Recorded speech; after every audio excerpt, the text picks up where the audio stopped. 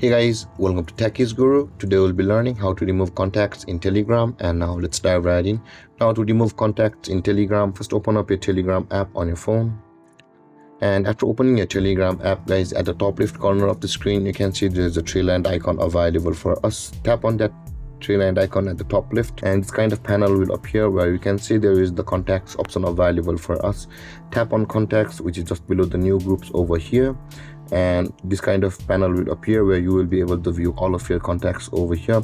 Now in order to remove a contact, guys, tap on the contact which you want to remove from your Telegram account, and this kind of interface will appear. Again, on this interface at the top of the screen, you can see their name available for us. Tap on their name at the top and you will land on this interface, whereas at the top right corner of the screen you can see there's a three-lined icon available for us. Tap on that three-lined icon at the top right corner and this kind of interface will appear, or drop down menu will appear, where you can see there is the delete contact option available for us over here just below the edit contact.